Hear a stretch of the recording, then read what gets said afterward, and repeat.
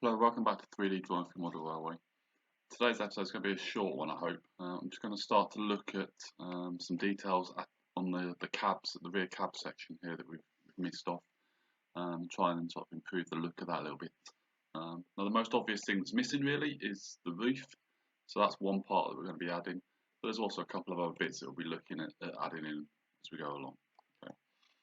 So the first thing really I want to do is I want to be able to draw on this top profile here, but looking at the shape of the roof, it's sort of flat, comes out angular, and obviously it's only a sheet metal. Now we can't print that particularly well, that would be really too thin and too weak, so I'm just going to make it a sort of shape that's similar to that profile, probably come across here as well, so that there's no recess in here. So looking on Fusion, the roof actually starts sort of where this part is here. So I'm going to create an offset plane. Actually cancel that. I want to put onto the rear cab to start with, so the radio button to the rear cab.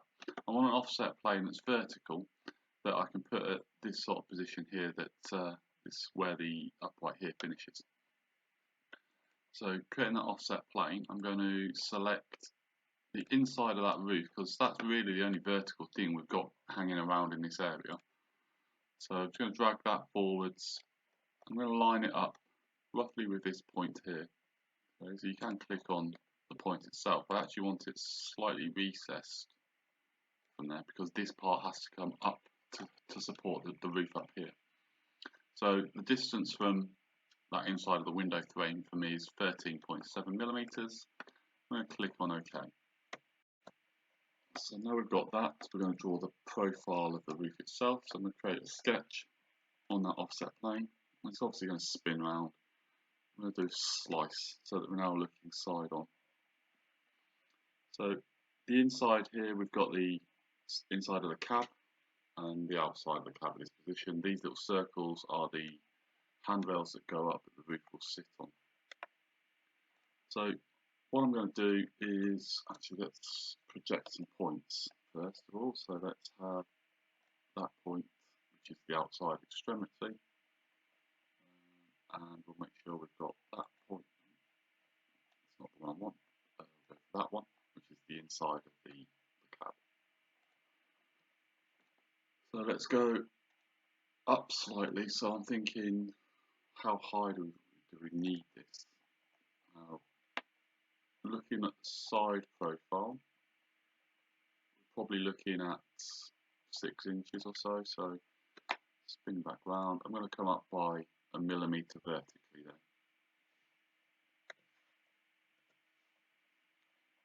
And then looking at this angle here, obviously there's nothing there that's going to tell us what the angle is going to be, but I'm going to go select that so we get the blue line coming across.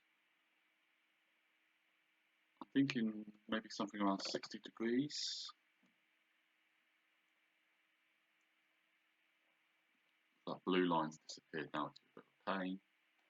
So what we can do is just place that, and then we can horizontally vertically constrain that point with that point as the correct height, and then draw that line across like that. Okay, and it will need a line across the bottom, because at the moment there's nothing going across there, it's just floating in space. That's how it's turned shaded now, so we know that we've got closed profile. We can extrude this back down the model. Looking at the roof itself, it comes to the end of where this handrail comes up.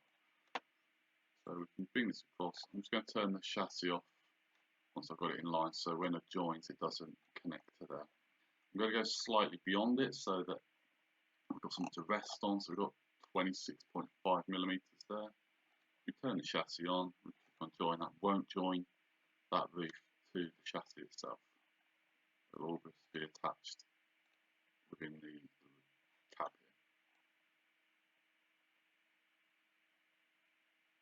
here. Okay, and then turn the chassis back on and see how that sits with regards to that. We do know that we've done these holes slightly too big, and the reason for that is when I complete the model, I'm just going to be able to file a small amount off there, just to make sure it's a flush fit rather than being slightly under and then not being able to add anything to it. Okay, so the next one I do is these uprights here go all the way up and support the roof. So we're going to be drawing those on. So jumping into Fusion, you could think that maybe you could just extrude this top, but if you were to do that, that would then go vertically upwards, whereas these continue to go at a diagonal angle here.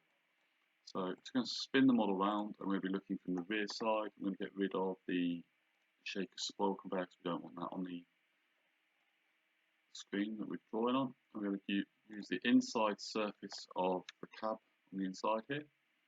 I'm just going to continue this line up. I want the line to stay parallel to the line below, and I'm going to come above the roof there. Draw the same line. Let's actually project on that point there, because at that point the cab starts to skew outwards. We don't want that. I'm going to go from that point again up beyond, staying parallel to this line. Close that in, and then extrude that. Turn the middle roof off, so we're not looking at that. Extrude that through to the inside surface there. Okay, and then I'm going to draw on the end profile of the roof there, and you'll see what I'm doing in a second. When I do it, it makes sense. Slice through to that point, and we're going to turn the middle roof back on and project on that inside profile, and then we can draw a line there, a line down at the angle, and then draw a line that comes up over the top of that part we've just drawn. It doesn't need to be particularly neat, it just needs to match up like that. So we've then got that shaded in. We turn off the roof, select those profiles, extrude, and as we come along, that will take off and cut off the top part of this upright, and the profile here will then match the roof where it sits on to support the roof on there. Does that make sense? You could, there's other ways you could do that. That's probably the quickest and easiest way to achieve that the desired effect that we're looking for there. So looking in there, we've got another beam that comes across here. The photos aren't great, but I've gone through all of them. It's just literally a beam that goes across. It's not a rod or anything like that. So again, nice, simple on the inside here. We're going to just have to probably turn some stuff off though. Let's draw a sketch on that upright that we've just drawn here, and then we'll slice through the model. So we're drawing on this upright here. Let's just draw a rectangle, it goes all the way across.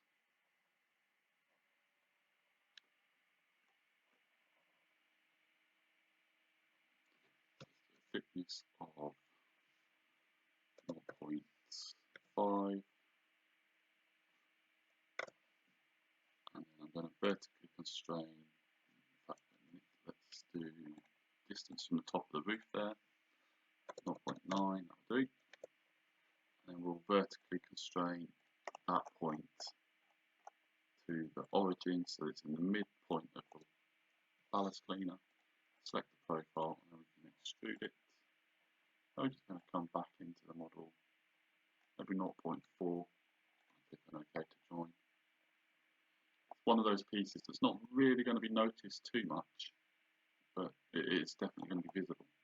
It's also, because it's now making this quite tight, we make it nice and interesting trying to get this conveyor belt to slide into here once we've completed it, especially with this being tight here as well. So yeah, it's going to be fun, but it needs to be done. While looking around for more symmetrical items on the roof, we've got this small light on the top here. So we can just draw this on the back. What I'm going to do actually is going to shorten this rear roof a little bit to start with. Let's select that. I'm just going to select this end profile and then just extrude that slightly.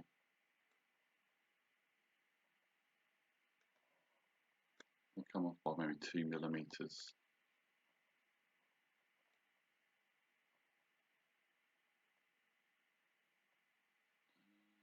That's cut into there. Let's undo that. Let's turn that spoil conveyor off.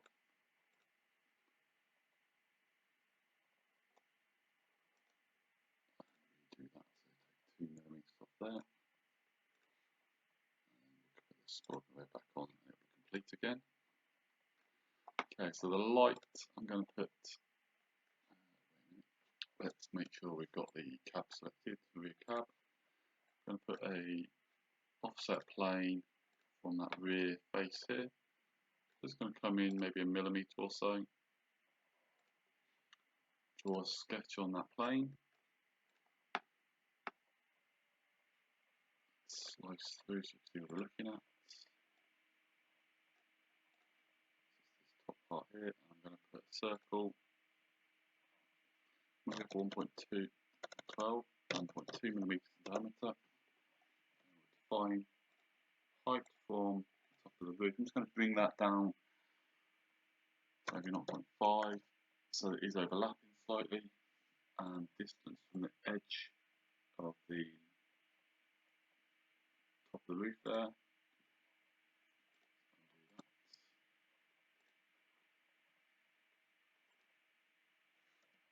Okay.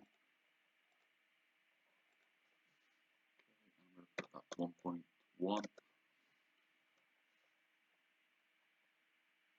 I'm going to select both of these profiles, extrude, and come into the model by maybe 0.8. I'm going to do that as a new body initially. Click on OK. So we've got a separate body in there, and then fit it off the rear. Bring that back in by 0.6. So it's rounded off at the rear. Click on OK, and then we can combine the original cab with that light.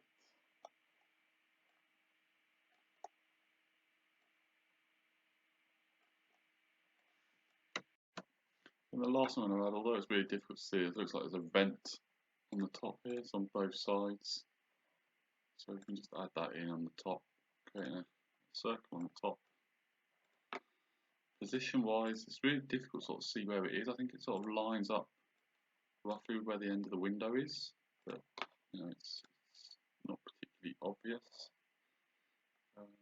As for, I'm going to go for about 2 millimeters in diameter. We'll inspect the distance from there to there, so that's 2.81. So we can define the distance from there as 2.81 divided by 2. That put it in the midpoint, and distance from the end of the roof. Let's go for 9 millimeters to make it easy. Extrude it upwards. So I'm going to come up to 0.8, and then we're going to fill it off the top and see what that looks like.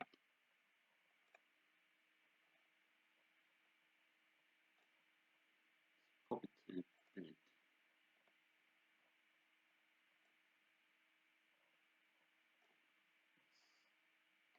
Just change the height of the extrusion. Let's go for 0.5, and then it will look better, I think. So I think we'll go with that.